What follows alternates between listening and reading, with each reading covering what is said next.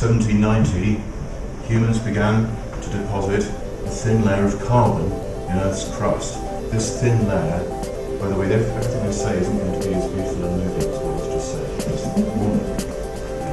This thin layer can now be detected deep in the Arctic ice and at the bottoms of large lakes. These deposits mark the beginning of what geologist Paul Crutzen called the Anthropocene, a term that is now widely accepted. By 1945, humans had begun to deposit a second layer, this time of radioactive materials in Earth's crust. This moment, inaugurated by the gadget exploded in the Trinity test and by Little Boy and Fat Man, marked the start of the Great Acceleration, a moment in the Anthropocene during which its basic forces were exponentially sped up. What is the Anthropocene? Quite simply, this is the period in which human history intersects decisively with geological time.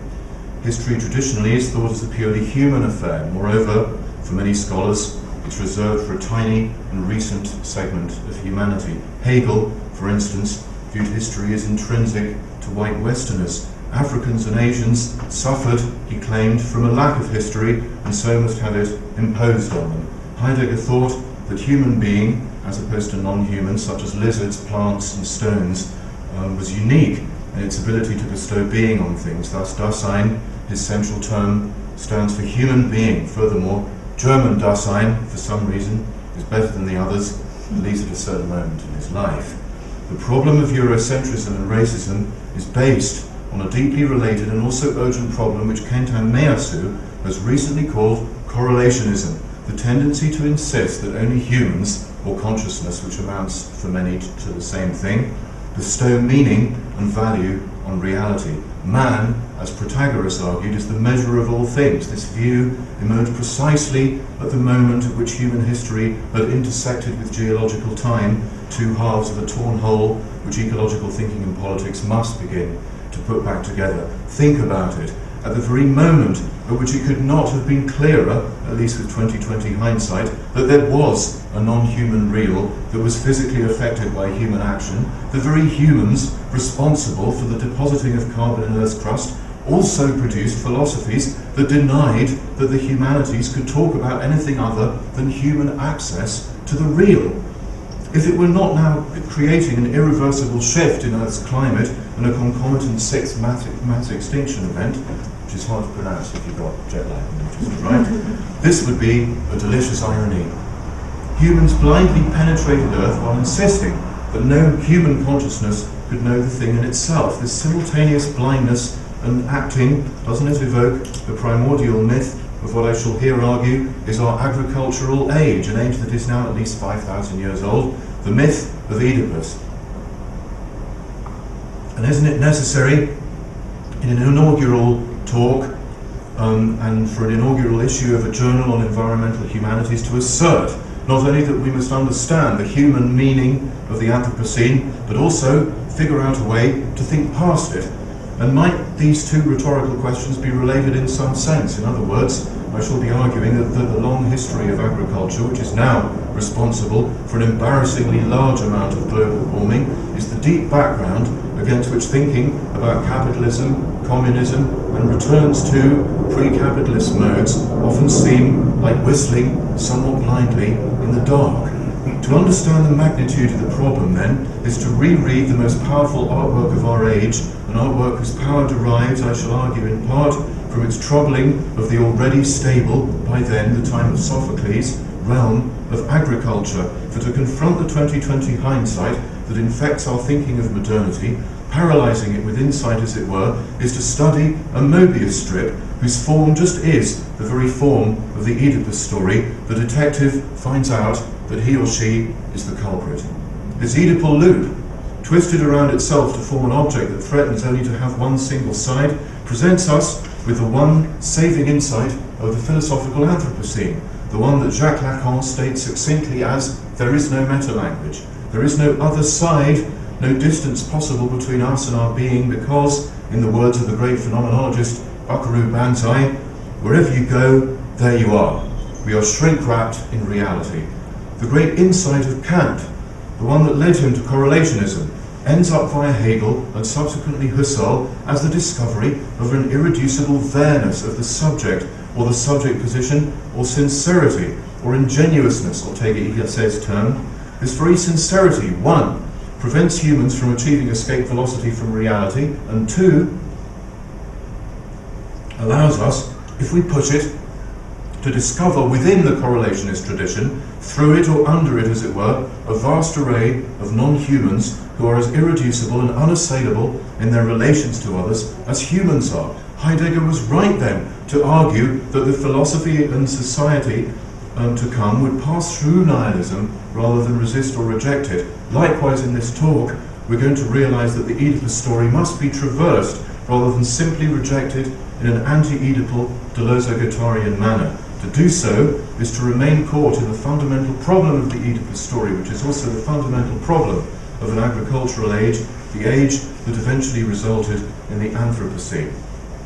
So this section is called the Agricultural Uncanny. In Sophocles' Antigone, the second chorus lays out the predicament of humans. Many are the disturbing beings on earth, but none is more disturbing than man. Why? Because humans plough. They transform earth into agricultural space. This is precisely what is at stake in the chorus. The various actions, war, ploughing, carving up the waves, seem all to evoke stable agricultural societies beginning to get a purchase on the elements, predicated on reshaping earth for human needs. The scope of the elements in the chorus is evocative precisely of technical ability to reshape on a scale large enough to disturb. Thus, ploughing is the key signature image, as it were, of the chorus. All the others, war, navigation, make sense in relation to it. The term denotaton is Greek for the most disturbing being. It's the superlative of deinon, which means fearful or terrifying, like in the word dinosaur, but deinon also means cunning or technically savvy, to use the modern diction. This sense of knowingness is evoked well in English translations of Heidegger, who loved this passage. Uncanny translates the term unheimlich for deinon. There is in Heidegger's usage a sense of not at home, alienated or distanced, floating in some kind of ignorance. This not at home is part of the problem of being modern, which Heidegger dates to Platonism, so no problem there. Yet he seems to overlook one of the central features of why the human is uncanny or disturbing for the chorus in Antigone, the fact of agriculture. Indeed, Heidegger's general frame of reference, at least in terms of the imagery he loves to use all the time, has to do with agriculture.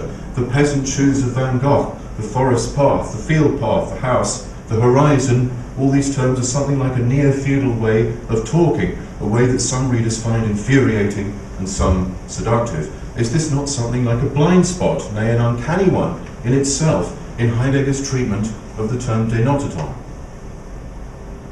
The philosopher, who most of all, perhaps of all Western philosophers, saw the depth and scope of the problem, the one who is tirelessly evoked in ecological thinking, the one whom indeed one should not simply ignore or ritualistically beat up, but rather traverse, this one, the genius Heidegger, who saw the problem of techne as in framing, creating a world picture that allows for the manipulation of earth as a storehouse of standing reserve, Bestand, of stuff. Is this not another most disturbing thing of all, namely the fact that Heidegger himself is caught in the very frame of reference that is the objective correlative to the reification and nihilism that he sees implicit in every philosophy since Plato, the abstraction of being to a being? For are not huge swathes of field and pasture precisely that, a kind of objectified nihilism, a nihilism of which contemporary suburbia, with its sterile anxieties, is only the latest variant? If disturbing means not at home, then we had better get back there, and soon. Is this not solving the basic problem only by repeating it, not transcending it at all?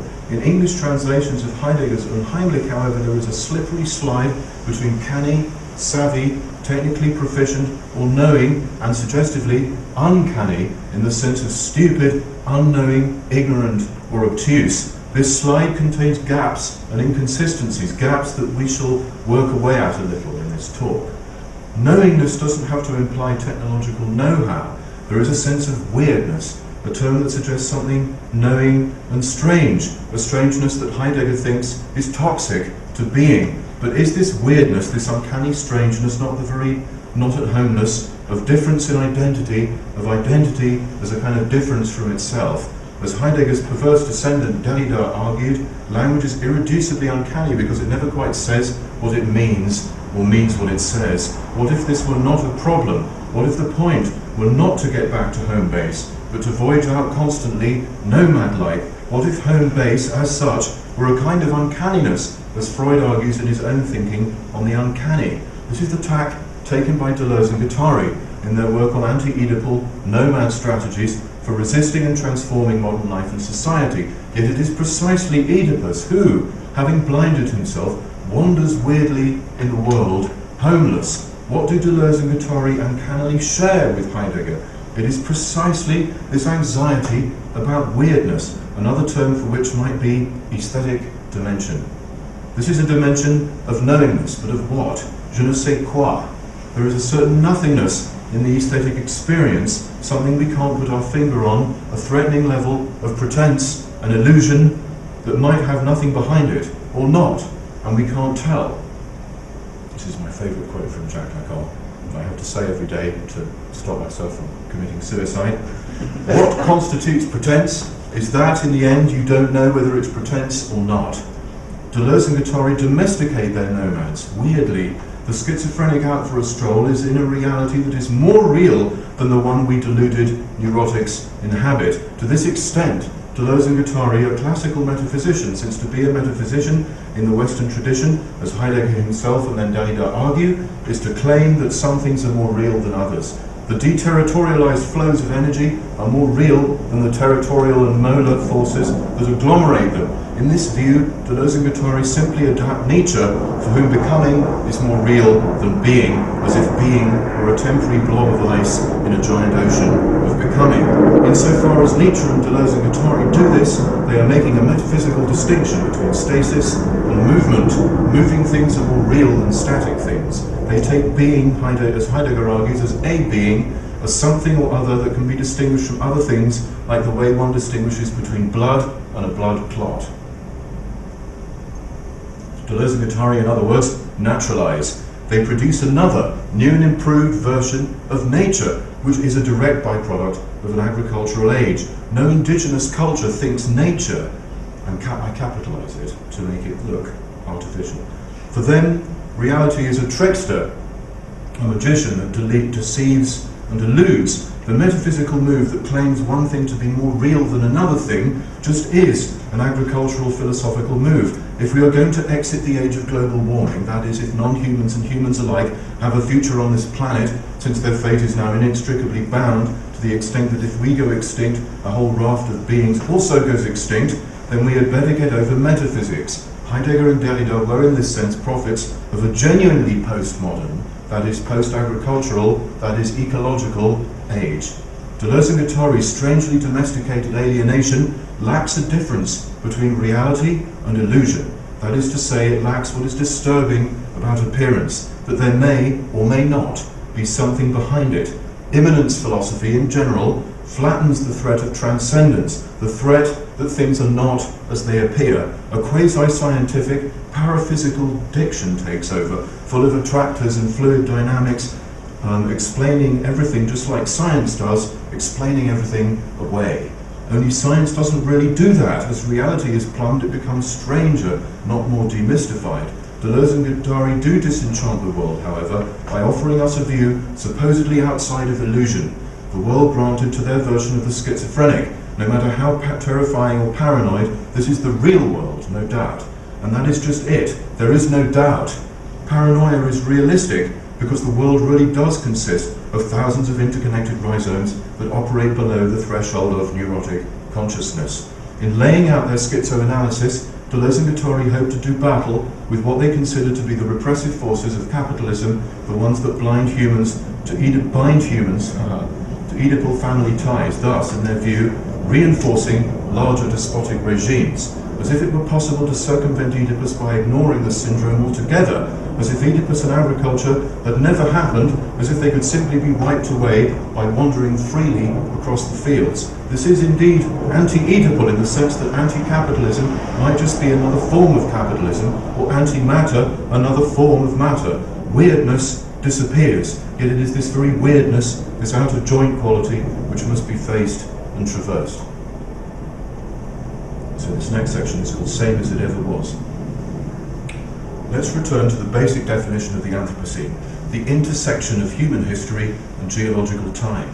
An intersection that had always been the case. Humanity being the weirdest being of all means, after all, that the intersection has already occurred, since the weirdness is predicated precisely on ploughing, on cutting, intersect, to cut into, to cleave. An intersection not unlike the iron spike that nails Oedipus to the earth of the mountain, or the crossroads, the intersection of routes between agricultural centres, the place where wandering Oedipus, temporarily rescued by a shepherd, meets and calls his father. It has already happened before the play begins. It has already happened too before Oedipus realises it. In the weird Sophoclean economy of time and space that Aristotle adored, the very shepherd who rescued him delivers the fatal message. Indeed, the unities of time, place and action allow for a strangely timeless quality, as if nothing were moving at all, as if the same moment were playing out, which of course it is. Can we not detect in these very unities an aesthetic formal version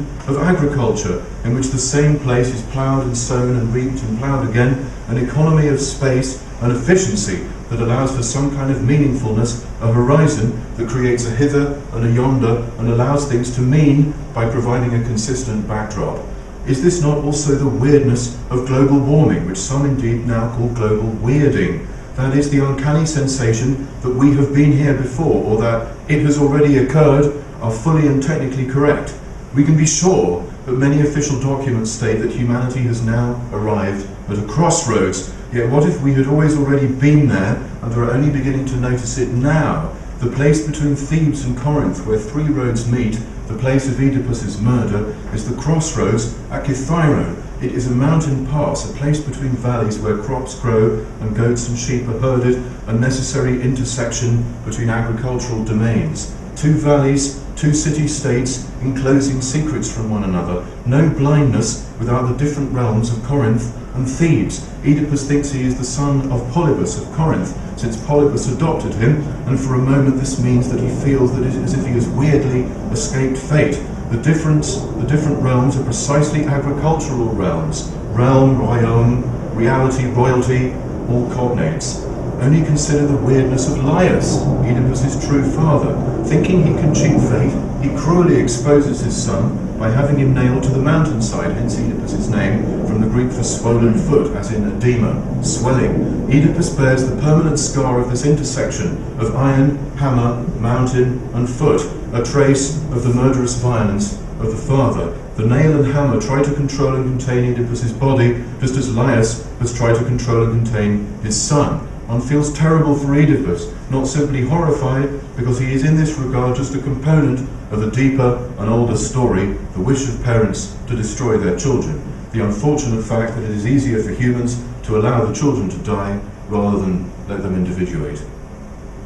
The Laius story, we've probably got more chimp than bonobo, unfortunately, yeah. The Laius story, hidden within the Oedipus story, is now coming to light in contemporary scholarship.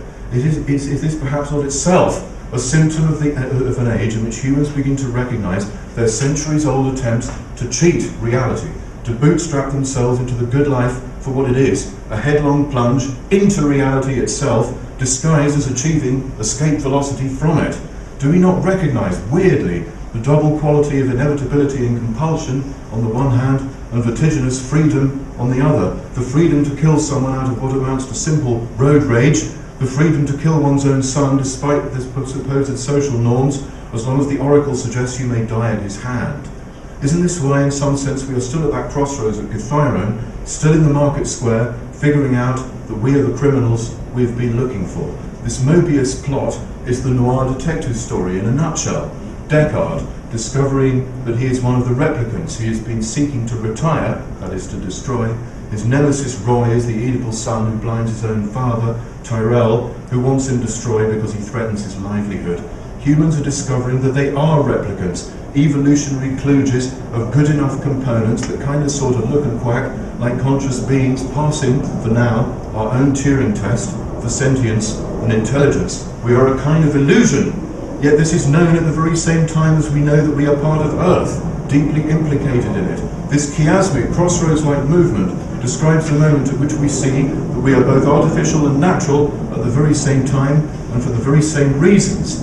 We have weirdly, uncannily squared the circle that Lévi-Strauss argues is the source of every myth. The irreducible difference between being chthonic or autochthonous, coming from Earth or coming from ourselves. Weirdly, because as it were, the circle is still square, the asymmetry between bottomless, scary simulation and irreducible bedrock reality is preserved, not cancelled, which brings us to the notion of philosophy as such. It is, as Socrates himself observed, not wisdom, but the love of wisdom.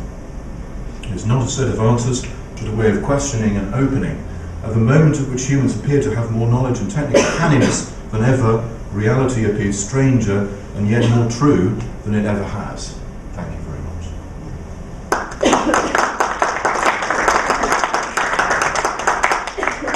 So that's just a kind of pitiful sketch of how it could be, this thinking process that I'm doing, which is working towards this book that I'm writing called the Dark Ecology, which is like the third part of the, whatever this is, trilogy, whatever, of books about ecology.